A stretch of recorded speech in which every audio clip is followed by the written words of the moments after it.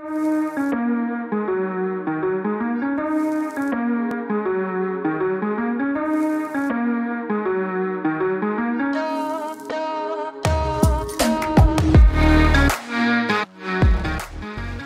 guys, welcome to another episode of Dynasty After Dark. I'm your host, Calvin Timms. You can find me over on Twitter at TDC_Calvin or on the Dynasty After Dark YouTube and Rumble channels. Thank you guys for tuning in. If you haven't seen over the last couple weeks, I've been trying to pump out a lot more premium content for you guys. Started a couple weeks ago with the 3 riskiest players inside the top 12 that I had fears about going into 2022 and beyond. Followed that up with the best buys outside the top 12 at each position that I had the best odds of finishing inside for 2022 and beyond. And today I wanted to start with the quarterback top tier rankings for Dynasty football for me. And one thing before we get into the tiers here, I just wanted to point out that the reason why I'm doing it tier-based versus individual rankings, and I'll have individual rankings inside each tier, that's fine, but when it gets to a tier, I'm happy with any of those guys. There might be splitting hair differences between number 1 and number 2, but if they're in the same tier, I'd be literally happy with either one. You're never going to see a trade of those guys 1 for 1, and you're never going to see a trade for them at all pretty much ever because it's just so hard to... You'd have to add so many pieces just to, split that gap between number 1 and number 2 or number 8 and number 9, right? So I like to do it by a tier-based system. I just think it's the most accurate way to do it because it just kind of lets people know who you're okay with in that tier, and you can just target someone in the tier versus the individual player. So first off, before we get into the tiers here, if you guys could like, comment, and subscribe on the video wherever you're listening to it, on YouTube, Rumble, or on Spotify, Apple, anything like that, just to help with the podcast, get it out there to more people. And also, if you like the content here today, please tell the podcast about it just one friend. Just trying to get the podcast growing a little bit. And I got quite a few listeners here out there that are pretty dedicated listeners, which I truly appreciate, you guys. If you could just help me out, just tell one person about the podcast, I'd appreciate it. That's all I'm asking. So shameless plug aside, thank you guys for tuning in. Now let's get into it. All right, for tier 1, I got 3 guys here. I've got Patrick Mahomes, Josh Allen, and Justin Herbert. Now, my individual ranking of these guys goes in that order. Mahomes is number 1 for 2022 and beyond. 26 years old. He's been in the league for 5 years so far, and he's been a top 5 quarterback every year that he started except for one. He finished as the number 7 quarterback that year. So he's very, very good. He's probably the best quarterback right now in the NFL in terms of actual real-life football.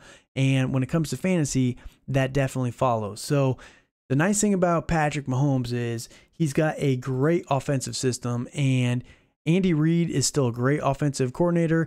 The biggest downside of him, though, is everyone was wondering what would happen with Patrick Mahomes after he lost someone like Tyreek Hill or Travis Kelce. Well, this year they got rid of Tyreek Hill. They traded him away, and they are going to see what they can do without him. They still have Travis Kelce, but he's definitely getting older, a little bit more risky there. But they replaced Tyreek Hill with 3 guys. They replaced him with Juju Smith-Schuster, MVS, Marquez Valdez-Scantling, and then also they replaced him with, who was it? The rookie Sky Moore as well in the draft. So I really like the stability of this offense long term. They've shown that they're not too worried about the weapons. It's not the weapons that makes Patrick Mahomes great. It's Patrick Mahomes that makes everyone good on top of it.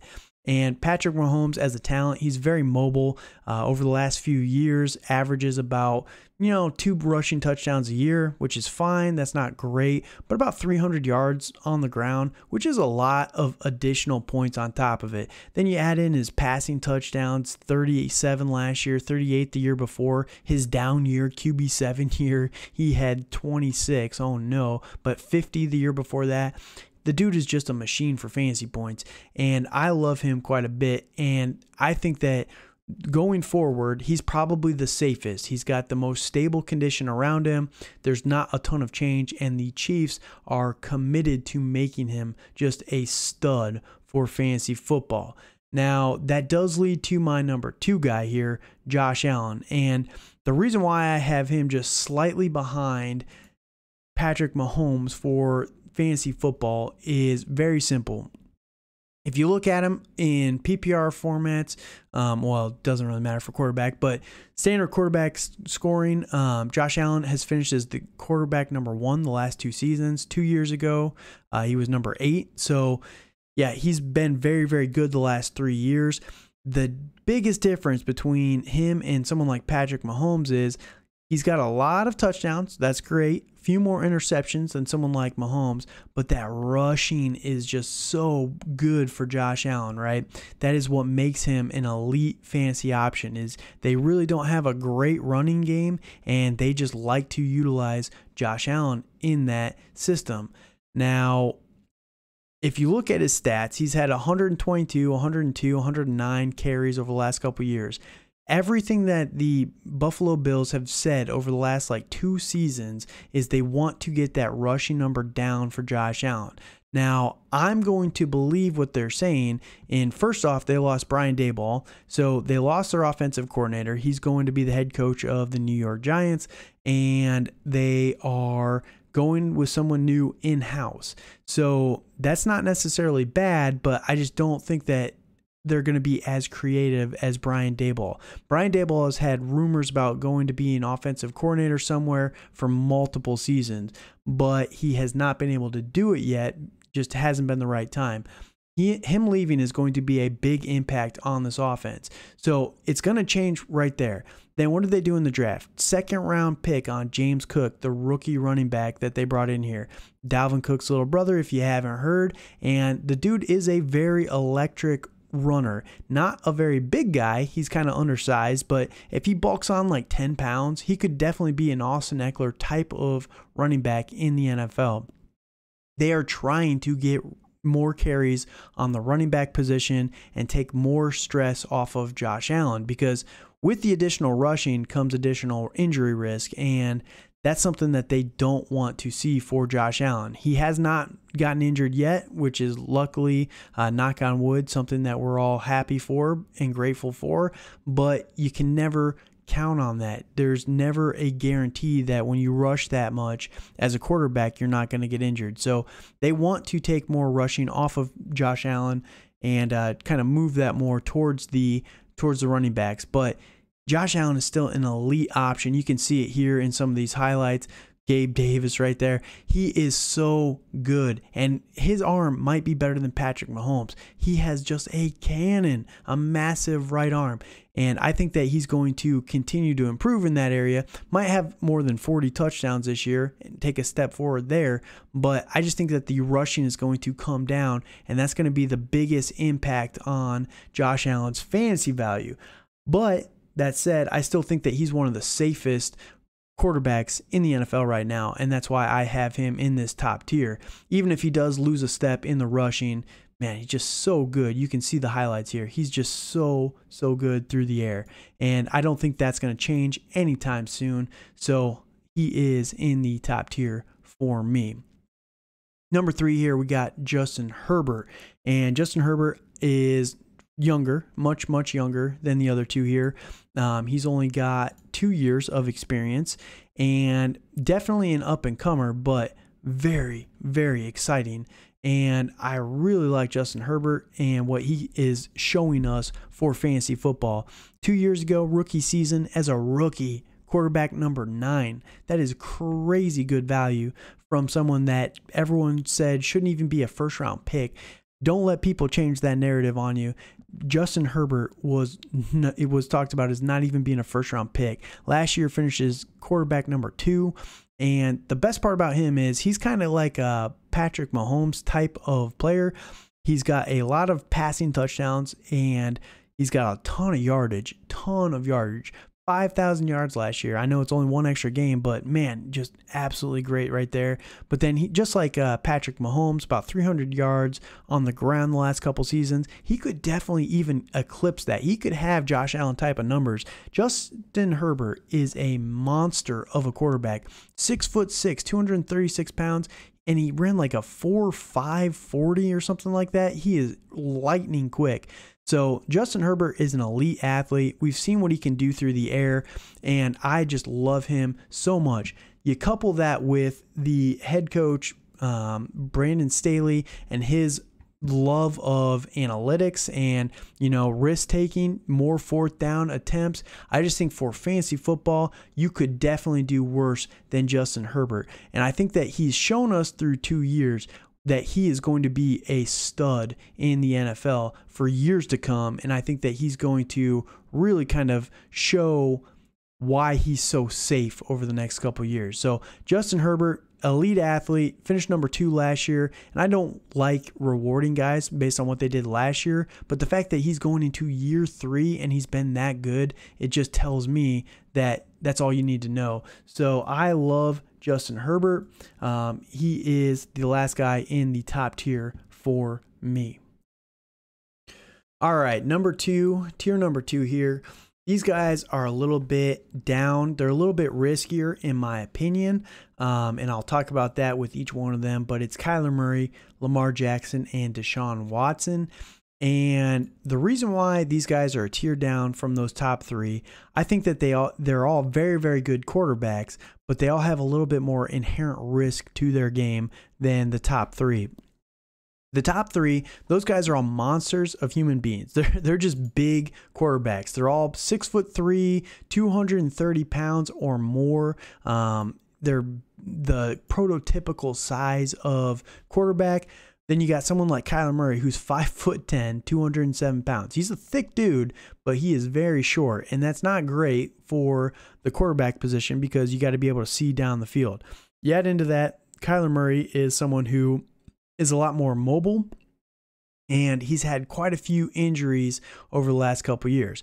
Last year, missed 2 games, and he's been banged up the years before, but hasn't missed a ton of time due to it. I think just a couple quarters in the games before that.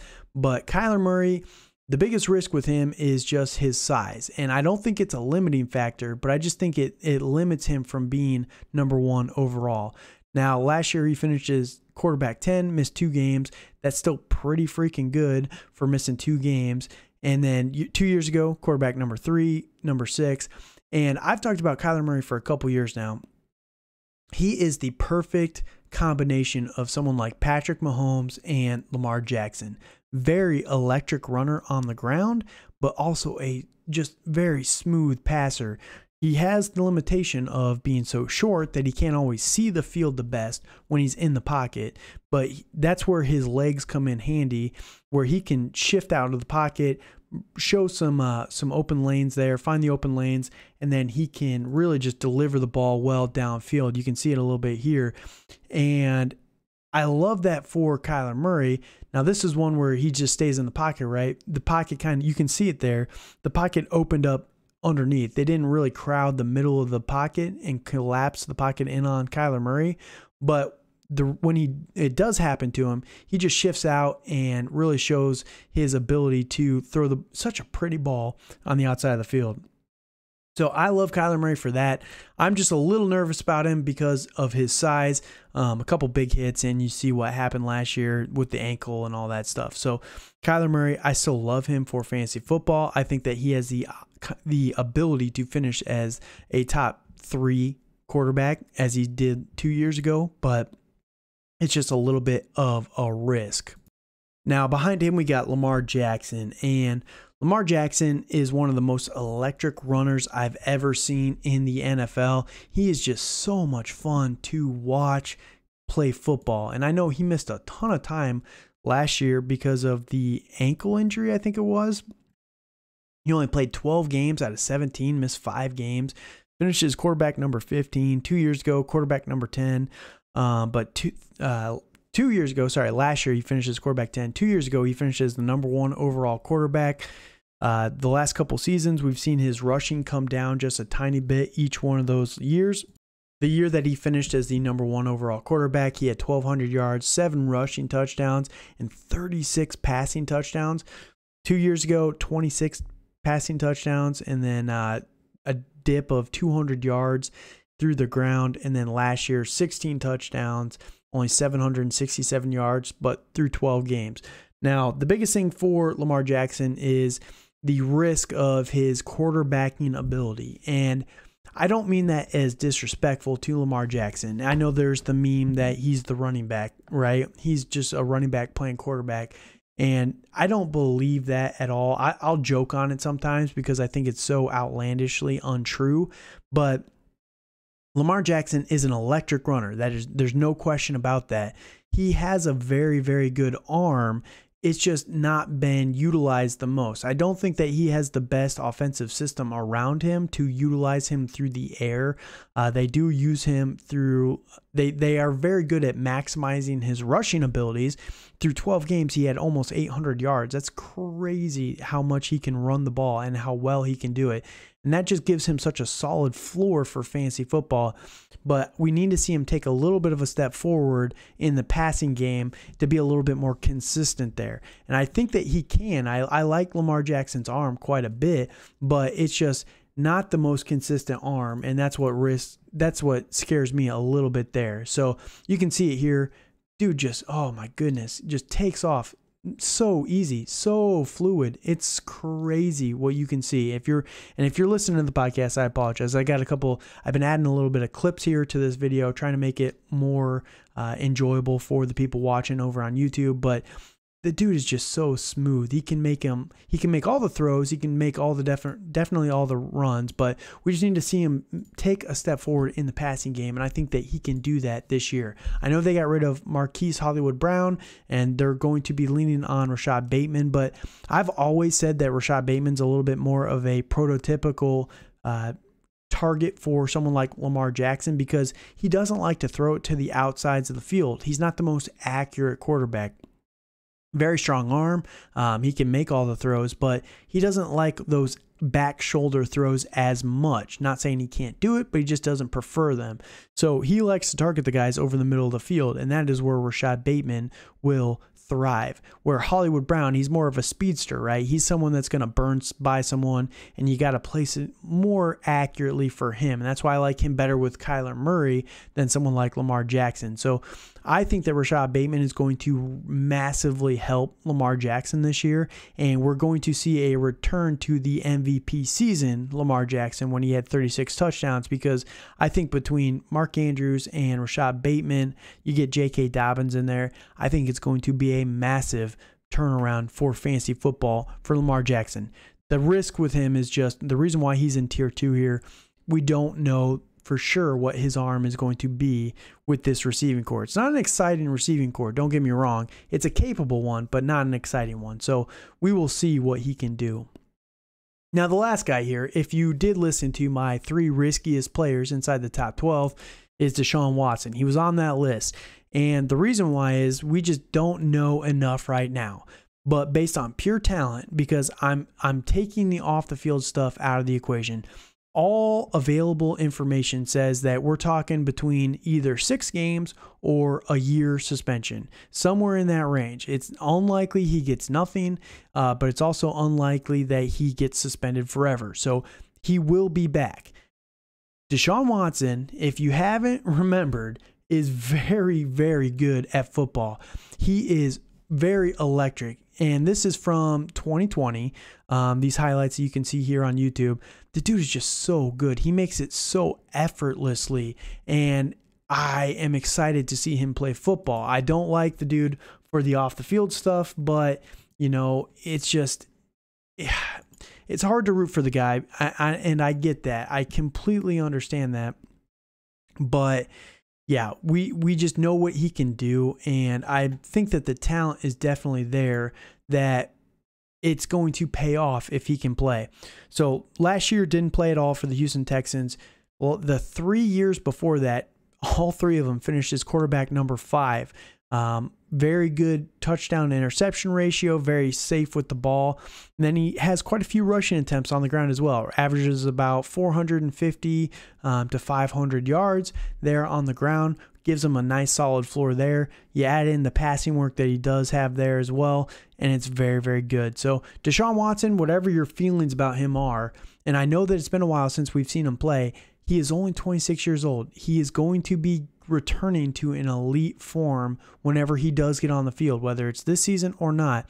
Now, with Kevin Stefanski and this offense, there's going to be a lot of rushing, so his rushing floor will be just fine. He might not have a ton of rushing touchdowns, but to finish QB5 2 years ago, last time he played in 2020, he only had 3 rushing touchdowns. The years before that, 5 and 7. That's a lot better, but he could definitely get vultured by Nick Chubb quite a bit and still finish as a top 6 quarterback for fantasy football if he plays the whole season, right? And I don't think that's going to happen, but I think once he starts playing this season, he's going to be an elite option yet again. So I think that you should get Watson while you can, but at the same time, there's definitely a risk for at least 2022 that he might not play this year. That's the only risk when it comes to DeShaun Watson. Once he's back, he's going to be a solid quarterbacking option for fantasy football. Whether you like the guy or not, you got to admit what he can do on the field. And at only 26 years old, we could definitely have another 10 years of DeShaun Watson. And for Dynasty football, that is more than enough. We've seen these guys, when they are elite early, they last for so long in fantasy football. So don't let your feelings of DeShaun Watson, and whatever you feel about Watson, I get it. I really do. It's not worth it for fantasy football. So that leads us right here to tier number 3. All right, tier number 3 here. We got 3 guys: Dak Prescott, Russell Wilson, and Joe Burrow. And the reason why these guys are in tier number 3, a tier drop there from Kyler Murray, Lamar Jackson, and DeShaun Watson, is because all 3 of these guys, I don't think that they can do it without elite talent around them. And that sounds a little bit harsh, but for fantasy football, all 3 of these guys have been loaded around them for in terms of weapons and offensive line and things like that. Joe Burrow, not the offensive line, but the weapons piece of it, right? But Dak Prescott, he has been a roller coaster in terms of fantasy football over the last couple of years. Rookie year, came out as quarterback number 7. Year after that, quarterback 10. 14 after that, number 2. 32 the year that he got injured. Okay, wash that one out. And then number 8 last year. So he's been up and down. And that year that he finished number 14 is actually the year that they got Amari Cooper, because their receiving core was just terrible. So you can see the downgrade from year number 1 to year number 2, 7 to 10. The receiving options did not get better that year. They got much, much worse. Year 2 to year 3 got even worse. Halfway through the year, they traded for Amari Cooper, and that saved his fantasy season that year. But goes from number 14 to number 2 the year after that. He's had Amari Cooper ever since. The Dallas Cowboys have moved on from Amari Cooper. They have CeeDee Lamb, which is a great option, but him and Dak Prescott just do not seem to have the rapport that him and Amari Cooper have had over the last couple of years. But behind CeeDee Lamb, they have rookie Jalen Tolbert, Michael Gallup, and a newly added James Washington on this team. Dalton Schultz as the tight end. You got Ezekiel Elliott and Tony Pollard. It's a decent core of weapons, but it definitely needs some work. And Michael Gallup, starting off injured, coming off the ACL tear in the playoffs last year, not a great situation. So the only thing with Dak Prescott is I don't know if we can trust him for fantasy football, just because of the fact that we've never seen him be able to perform at an elite level without a ton of weapons around him.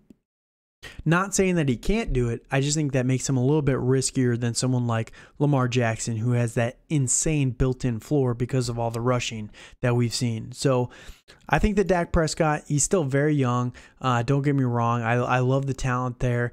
I just want to be able to see a little bit more from him this year. If he can really produce well this year, and maybe he gets a little bit more of that rushing back, because last year was the first year off the ankle injury. You could kind of see it a little bit there that he wasn't playing the best. At times, it seemed like he favored it a little bit, and these are highlights from that year. But you can see how good someone like CeeDee Lamb is. But I think Amari Cooper is going to be a massive loss for this team, and I think that Dak Prescott is going to struggle a little bit. And then whatever you think about Michael Gallup and Jalen Tolbert, they're unproven. Like, I like Michael Gallup, but he gets way too much credit, in my opinion, versus some of these guys out there as proven talent, and I don't know if he is that yet. So there's just a little bit of risk around Dak Prescott. Ultimately, he's my quarterback 7, first in this tier 3, but I still love the talent quite a bit there. Now, right behind him, we have Russell Wilson, and the only reason why I have him a little bit below Dak Prescott in this tier is just because of age. He is 33, a lot older than a lot of these guys in the top 10. I think he's got about 5 years on most of them at least. But Russell Wilson, very good quarterback, probably top 5 in terms of actual NFL quarterbacks, in my opinion. I've been a big Russ fan over the last few years, but he is a little bit shorter. He's kind of the first Kyler Murray. Kyler Murray built his game off of Russ a little bit there, but Russell Wilson is now with the Denver Broncos in 2022. So that's a little bit of a change. But again, we've never really seen Russ without elite options with the Seattle Seahawks. And say what you will about the passing weapons over the last couple of years, but DK Metcalf, Tyler Lockett, Doug Baldwin before that. He had Beast Mode, Marshawn Lynch. Percy Harvin, I think it was, before that, when he was playing his best. Russell Wilson has always had elite options. Luckily for him, he should still have pretty elite options with Cortland Sutton, Tim Patrick, and Jerry Jeudy, and then the running backs of Javonte Williams and Melvin Gordon. So definitely didn't see a drop-off there, but if you were to lose some of those guys, which I don't think they will anytime soon, you could just definitely see a potential risk with Russell Wilson. Now, I will say one of the biggest risks with Russell Wilson has been the let Russ cook movement. Russell Wilson could absolutely explode this year with the new head coach that he has right now. And coming over from Green Bay, we've seen what Aaron Rodgers can do with this system. If they really lean on Russell Wilson through the air like they do with Aaron Rodgers over in Green Bay, this could be a beautiful combination over here in Denver. So maybe number 8 overall is a little bit low on Russell Wilson, but I understand it. I definitely can see the upside for Russ, but at the same time, I just think there's a little bit more inherent risk, and then also the age factor as well. Now, you could have 5 years maybe of elite Russell Wilson, maybe even more. He stays in pretty good shape, but I just think that if it was me, I'd prefer one of those other 6 over him for the foreseeable future. But you look at his record, he's got 10 years of experience at this point in time. Yeah, he's been top 10 every year except for his rookie year and last year because of the injury where he missed 3 games. So Russell Wilson is a machine. He is going to return as well. And I think that this is a very good buying opportunity. I have not heard much hype around Russell Wilson after the trade to the Broncos. Maybe you've seen it in your leagues, but I just personally have not seen it as much. He seems to be the one that everyone seems to be sleeping on a little bit more than some of the other guys. So he definitely has the opportunity personally to jump up into tier 2, but right now it just felt kind of right to put him in the number 3 tier here. But you can see some of the highlights here over on YouTube. Dude is just, he's got one of the prettiest deep balls I think I've ever seen. The moon ball that he has is just so disgusting. I love it. So Russell Wilson, definitely someone that could make a step forward in 2022 and 2023, but the age factor does lead him to be a little bit lower for me. So yeah, just highlights for days. It will be interesting to see who his number 1 target is going to be over here in this offense, though. That's the one question everybody has over here. So we'll see what they can do. But yeah, great option right there.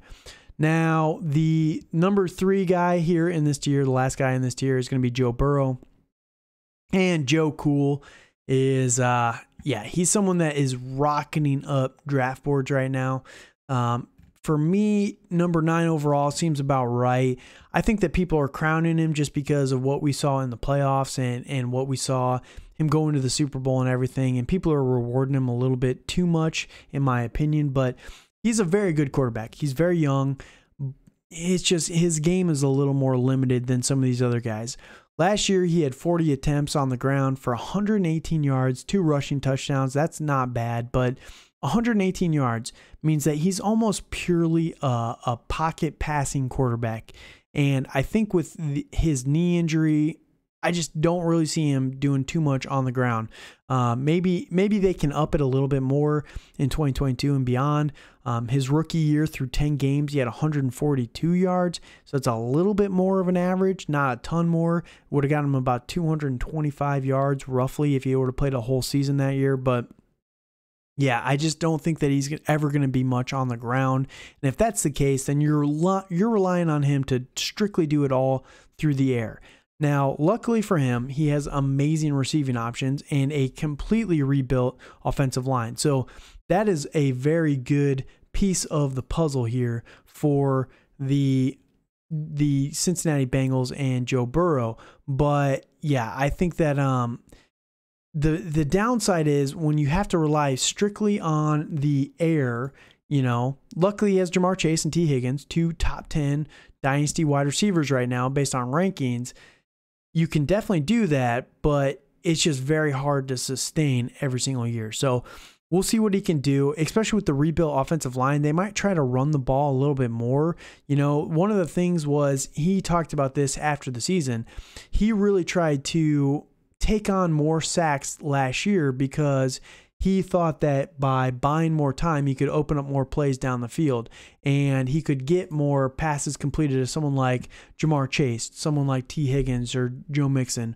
But with the rebuilt offensive line, they might not need to lean on that as much. Maybe they lean on Joe Mixon or Samaje Perine a little bit more and take a little bit away from Justin Herbert. And again, if everything for Justin Herbert is through the air, taking any yardage away from him, any touchdowns away from him, that's just going to massively hurt his fantasy value. So I think that number 9 overall is a good place for Joe Burrow. I think that he's going to consistently be top 10, but I think of him more as like a young Phillip Rivers in fantasy football. Always going to be right on the edges, but never elite. And that's the problem with Joe Burrow. I think that he's a very good real life quarterback. I think that he's the dude. He's got the moxie and the attitude that you want your quarterback to have.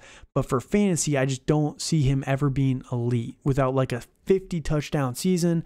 And even then, without any rushing on the ground, I think that he's just way too limited by that piece of it personally. So he's a very good quarterback, but yeah, I think that there's just a little bit of a weakness to his game in that he's such a pocket passing quarterback on that front. All right, so that's the end of tier 3. And again, these guys are just a little bit more risky. Going back through the top tier, I just don't see much risk with these guys. They've been good their whole careers, basically. Josh Allen, Justin Herbert, and Patrick Mahomes. Tier number 2, they got a little bit more risk. There's just some negatives to their game or, the off-the-field stuff with DeShaun Watson. Then tier 3, these guys, you just need to have an elite offense around them for them to do really well. Luckily, again, all 3 of them, Dak Prescott, maybe the weakest offense out of all 3 of these guys. But I just think that there's definitely potential for them to fall off. If, let's say, something were to happen to T. Higgins or Jamar Chase, that would have a massive impact on someone like Joe Burrow, where I think that if Tyreek Hill would have gotten injured for Patrick Mahomes, it would have been okay because it's more of Patrick Mahomes versus the weapons. This tier, it's more the weapons than the quarterback, but I could be wrong there. You can let me know your thoughts over on YouTube. Now, the last tier I want to talk about, tier 4 here. These are definitely the guys where you need a good system around them or things go to hell. But they're good enough where I think that they're reliable and safe enough for the next couple of years that you'll be able to use them quite a bit. But they definitely need a good system around them to perform for fantasy football. Now, the top guy in this tier for me is going to be Matt Stafford. And surprisingly, he might actually be the cheapest of these guys. Maybe not. Maybe it's Kirk Cousins. I can't really tell. But sorry, if you're listening on audio, this tier 4 is going to be Matt Stafford, Kirk Cousins, and Jalen Hurts. Matt Stafford, I have not heard much about him despite him winning a Super Bowl. He's 34 years old, so he is a little bit older, but I don't think that he plans on giving it up anytime soon. Finished his quarterback number 5 last year with Sean McVay. Maybe it's the potential Sean McVay rumors of him retiring that's got people a little bit more down on Matt Stafford, but man, the dude is just such a good quarterback. But much like Joe Burrow, right? He has no ground game whatsoever to his game. He had 32 attempts last year for 43 yards. Basically, they were like, kneel downs essentially and a few big runs. That's all he did last year on the ground.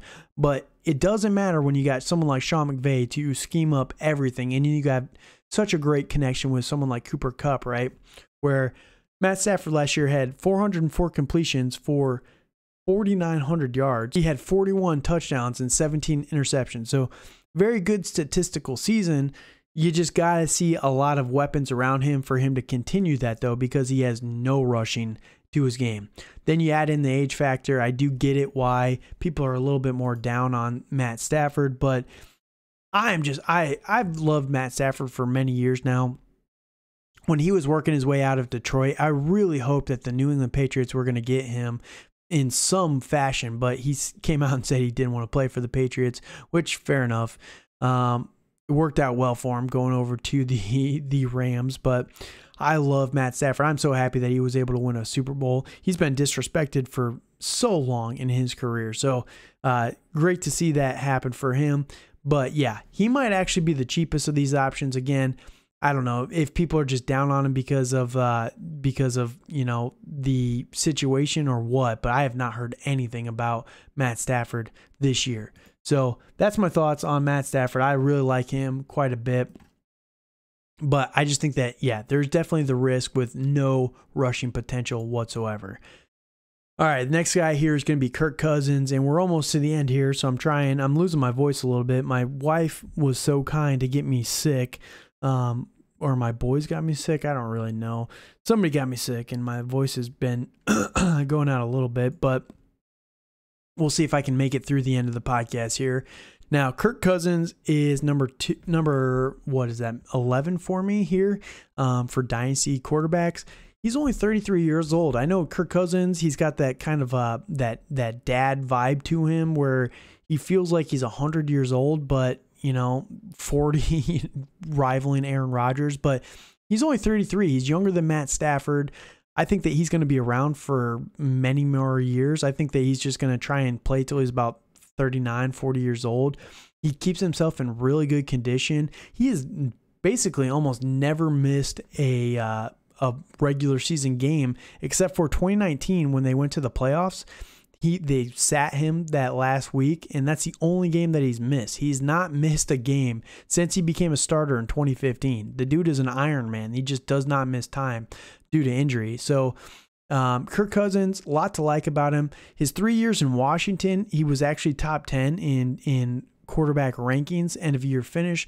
Last 4 years with Minnesota, he's been 13, 19, 11, and 11. That's definitely tied a lot more to the Mike Zimmer offense here than anything else. And we're going to see what we can do now because they've got Kevin O'Connell as the new head coach. They've moved on from Mike Zimmer. Kevin O'Connell coming over from the Rams. So you know that this is going to get a lot more explosive for fantasy football. So I think Kirk Cousins is a great dynasty buy. I don't know who's cheaper between him and Stafford. Probably Cousins, to be honest with you. Nobody likes Kirk Cousins. Even Vikings fans don't seem to like Kirk Cousins, which I do not understand whatsoever. But Kirk Cousins is a good quarterback, man.